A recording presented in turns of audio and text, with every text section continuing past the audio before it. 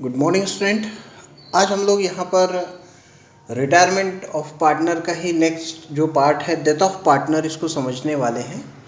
Same ये भी उसी तरीके से सॉल्व होता है जैसे रिटायरमेंट का क्वेश्चन सॉल्व होता है।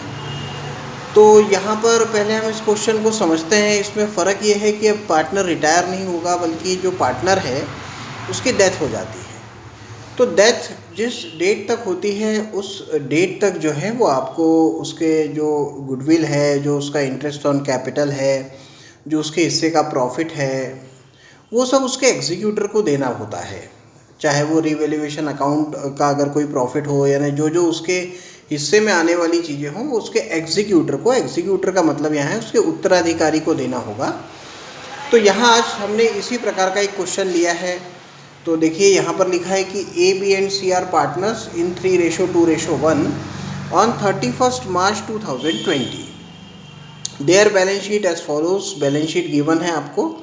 कैपिटल ए की है 30,000, बी की है 20,000, सी की है यहाँ पर 10,000, जनरल रिजर्व 6,000 का है, क्रेडिटर 4,000 है, बिल्डिंग है 30,000, स्टॉक है 20,000, डेटर है 10,000, कैश है 10,000। On 1st October 2020, B died and firm made following adjustment। देखिए 31 मार्च 2020 के बाद जो नया ईयर शुरू हुआ है फाइनेंशियल 1 अप्रैल से लेकर तो 31 मार्च 2021 तक, वहाँ बी जो है वो 1 अक्टूबर को, ये डेट आपको ध्यान रखनी होगी। तो 1 अक्टूबर को यहाँ पर वो उसकी जो है बी है उसको उसकी डेथ हो जाती है। इसका मतलब है कि पहले आप यहाँ देख लीजिए, हमारा फाइनेंशियल ईयर जो शुरू होगा अब नया वाला वो 1 अप्रैल 2020 से शुरू होगा और 31 मार्च 2021 को ख़त्म होगा। तो अप्रैल के बाद यहाँ आता है मई, जून, जुलाई, अगस्त और सितंबर और अक्टूबर, नवंबर, दिसंबर, जनवरी एंड फरवरी एंड मार्च। तो यहाँ पर जो ईयर है वो 31 मार्च 2021, क्योंकि जनवरी आ जाएगा तो ये 2021 का होगा। तो इसकी डेथ जो है 1 अक्टूबर को ही हो गई, यानी इसने 1 अप्रैल से लेकर तो 1 अक्टूबर तक हमारे साथ में काम किया है। तो मंथ गिन लेते हैं तो अप्रैल पूरा रहा, मई, जून, जुलाई, अगस्त, सितंबर, ये पूरा हमारे साथ रहा। 1 अक्टूबर को जो है वो उसकी डेथ हो गई, यानी 6 मंथ ये पार्टनर हमारे साथ में इस साल था। तो इसको जो प्रॉफिट में हिस्सा मिलेगा वो 6 मंथ का मिलेगा, जो इंटरेस्ट ऑन कैपिटल मिलना है वो 6 मंथ का मिलेगा।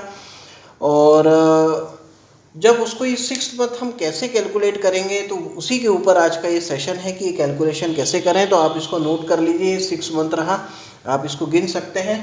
तो अप्रैल से 1 अक्टूबर तक, अक्टूबर नहीं रहा है इसलिए हमने यहाँ पर अक्टूबर को छोड़ दिया है। उसके पहले के 1, 2, 3, 4, 5, 6 महीने वो हमारे साथ रहा है।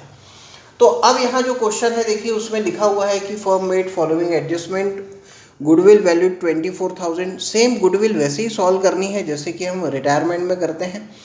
Interest on capital charge 6% per annum, तो हमको यहाँ पर इंटरेस्ट निकालना होगा कैपिटल पर 6%। Share in profit of B calculated on the basis of last 3 years average profit which were 10,000, 20,000 and 30,000।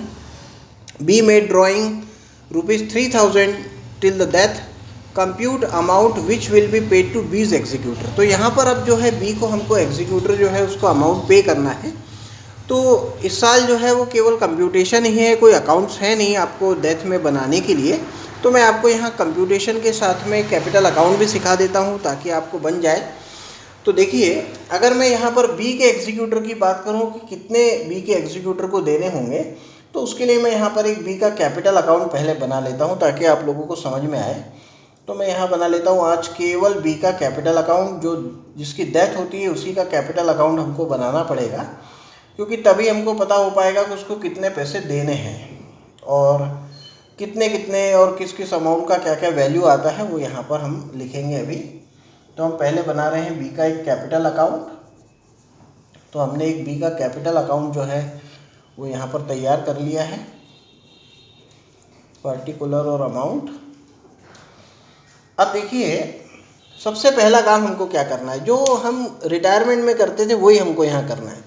पहले बी की हिस्से के, आज ए बी सी जो 3 पार्टनर है, ए और सी तो है ही नहीं, बी की डेथ हो रही तो हम बी का कैपिटल अकाउंट बनाएंगे। तो बी के जो कैपिटल है उसको कैपिटल अकाउंट में भेज देते हैं बाय बैलेंस ब्रॉट डाउन।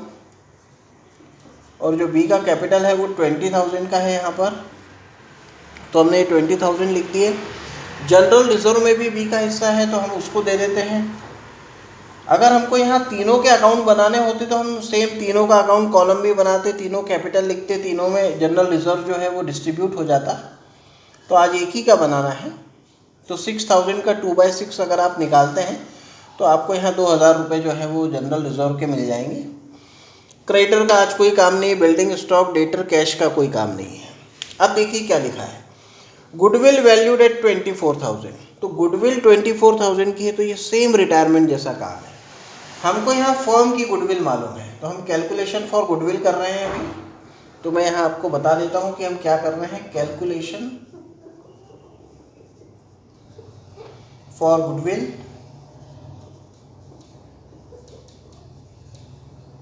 तो ये कैलकुलेशन फॉर गुडविल अभी हम यहाँ पर सीखने वाले हैं। तो अब यहाँ जो गुडविल का कैलकुलेशन होगा सेम वैसे ही होगा। हम सबसे पहले लिखेंगे फर्म की जो गुडविल है वो कितनी है। तो फर्म की जो गुडविल है वो फर्म की गुडविल है हमारे पास में 24,000 की, जिसमें हमको पहले लाना है बी की गुडविल। तो हम सबसे पहले लेके आएंगे 20 गुडविल, और बी का जो गुडविल है वो आएगा 24,000 का 2/6 जो उसका शेयर है, तो ये आ जाता है 8,000। जो कि रिमेनिंग पार्टनर्स जो हैं उनमें ही हमको वहाँ पर लेकर जाना है। तो हम जैसे पहले करते थे, ओल्ड रेशो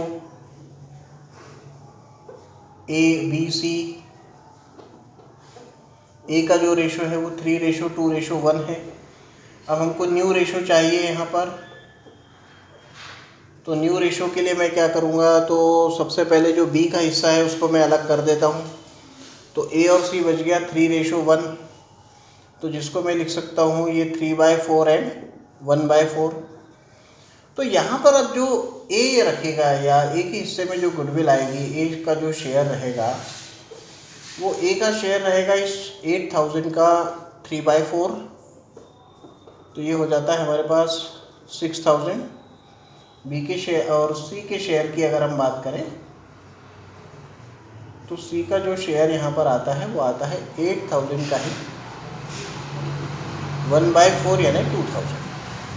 तो अब यहाँ एंट्री क्या बनेगी आप सोच रहे होंगे। तो सेम एंट्री वही है जो कि हम पहले उसको बनाया करते थे, remaining debit to retiring, same thing है।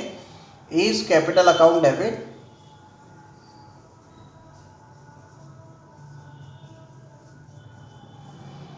C's capital account debit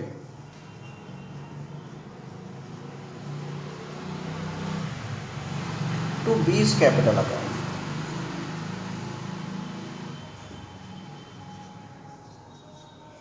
तो यहाँ पर अब मैं जो अमाउंट है उसको लिखने वाला हूँ। तो इसके हिस्से का हो जाता है 8,000, तो 6,000 ए के हिस्से में आ रहा है, 2,000 बी के हिस्से में जा रहा है। अब इस एंट्री को आपको अकाउंट में पोस्ट करना है। तो बहुत सिंपल सी बात है, आप सब जानते हैं ए और सी डेबिट हो रहा है तो उनका तो अकाउंट है नहीं, तो डेबिट में तो जा नहीं सकते। बी का अकाउंट क्रेडिट हो रहा है तो बी के क्रेडिट में जाएंगे और नाम लिखना पड़ेगा by S capital account and by C's capital account. तो ए का जो कैपिटल अकाउंट है वो है 6,000 और इसका है 2,000, ऐसे 8,000 तो हमने इसको दे दिए हैं। तो इस कैलकुलेशन को आप बहुत अच्छी तरीके से नोट कर लीजिए अभी, क्योंकि अब इसको हम मिटाएंगे और आगे का जो कैलकुलेशन है उसको अब हमको यहाँ पर समझना है। तो ये जो कैलकुलेशन है आपके सामने लिखा हुआ है, इसको आप अच्छे से नोट कर लीजिएगा। तो यहाँ पर जो फर्म की गुडविल जो निकालनी थी वो हमने यहाँ पर निकाल ली है। अब हम यहाँ पर देखेंगे कि हमारे पास में जो इंटरेस्ट ऑन कैपिटल की बात हो रही है वो क्या है। तो देखिए यहाँ पर लिखा है interest on capital charge 6% per annum. तो हमको इंटरेस्ट ऑन कैपिटल जो है वो निकालना है। तो मैं पहले यहाँ पर आपको इंटरेस्ट ऑन कैपिटल निकाल के दिखा देता हूँ। तो इंटरेस्ट ऑन कैपिटल की भी जब बात होगी तो जो बी है हमारे साथ 6 मंथ ही रहा है, तो इसको जो प्रॉफिट वगैरह भी मिलना है वो केवल 6 मंथ का ही यहाँ पर आपको जो है वो देना होगा।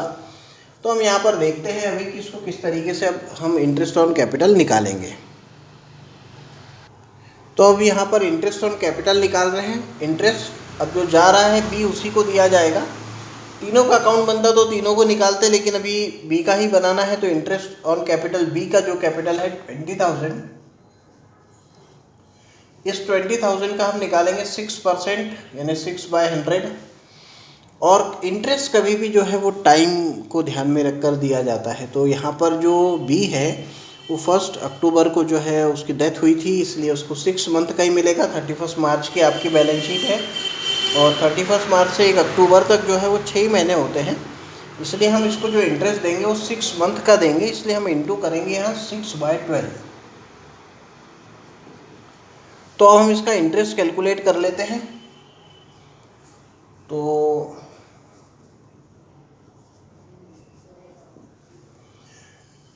ये जो इंटरेस्ट आ रहा है यहाँ पर, ये आ रहा है केवल 600 रुपये। तो वैसे भी आप निकाल सकते थे 20,000 का 6% अगर हम साल भर का निकाले तो 1200 और आधे साल का 600। तो interest on capital first chapter में हमने सीखा है बाय इंटरेस्ट ऑन कैपिटल कभी भी कैपिटल अकाउंट के क्रेडिट साइड में आता है। तो ये हमने लिख दिया यहाँ पर 600। अब देखिए यहाँ लिखा है क्योंकि पार्टनर की डेथ हो गई है बीच में ही, तो उसको प्रॉफिट में भी हिस्सा मिलना चाहिए। तो share in profit of B calculated on the basis of last 3 years average profit which were 10,000, 20,000 and 30,000। तो बी को यहाँ पर प्रॉफिट देना है उसकी डेथ तक का, यानी 31 मार्च यानी 1 अप्रैल से लेकर तो 1 अक्टूबर तक का। तो ये भी 6 मंथ का ही हमको गिवन देना होगा। तो वो कैसे देना है आपको? On the basis of average profit. ये लाइन ध्यान रखिएगा आप, एवरेज प्रॉफिट। तो इस एवरेज प्रॉफिट को हमको पहले निकालना पड़ेगा। तो हम यहाँ पर निकालते हैं एवरेज प्रॉफिट। तो एवरेज प्रॉफिट अगर निकालने की बारी आ जाए तो आप सबने सीखा है कि 10,000 प्लस 20,000 प्लस 30,000 डिवाइडेड बाय 3।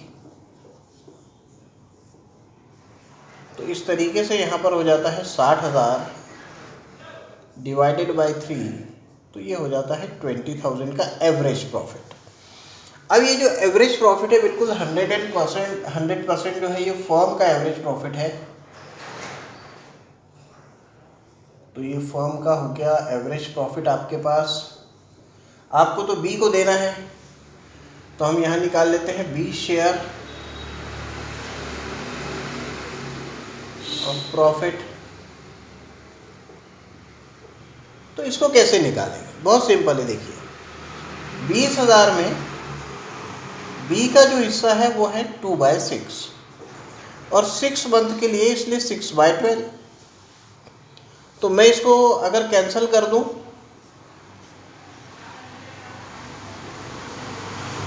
तो 20,000 डिवाइडेड बाय 6 करना पड़ेगा हमको। तो 3,333.33 आएगा। तो हम इसको लिख सकते हैं 3,333। और यहाँ पर अब हमको जाना पड़ेगा कैपिटल अकाउंट के क्रेडिट साइड में और यहाँ लिखना पड़ेगा by profit and loss suspense account, profit and loss suspense account के नाम से ये जो है, क्योंकि हम बीच में ही हमारे अकाउंट से प्रॉफिट निकाल कर दे रहे हैं इसलिए इसको profit and loss suspense account में हम जो है यहाँ पर ट्रांसफ़र करते हैं। ये आप ध्यान रखिएगा।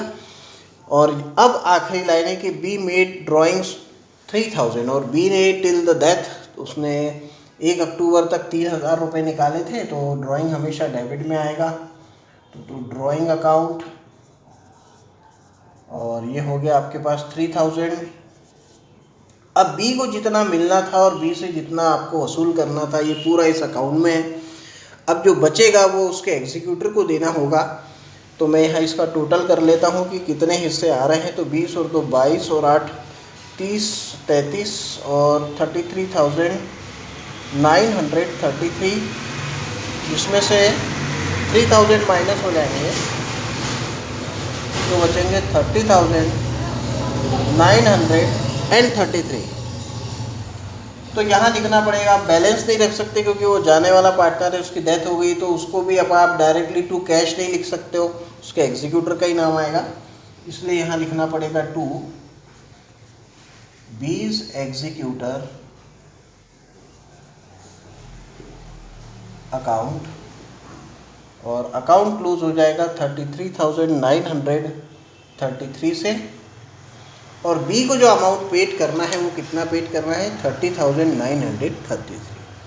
तो देखिए ये एक क्वेश्चन जो है ये एक नया क्वेश्चन है आपके लिए, क्योंकि डेथ के क्वेश्चन में बहुत सारी चीज़ें इस साल कट हो गई हैं, आपको बहुत सारे अकाउंट नहीं बनाना है, कैलकुलेशन ही करना है। तो ये एक क्वेश्चन है जिसको आप बहुत अच्छी तरीके से जो है अपनी कॉपी में नोट डाउन कर लीजिए और इसका एक अच्छी तरीके से जो है वो प्रिपरेशन कर लीजिए। ये बहुत काम का सवाल है, इसी की बार बार प्रैक्टिस करने से आपको बाकी की भी जो क्वेश्चंस है वो बहुत अच्छी तरीके से समझ में आ जाएंगे।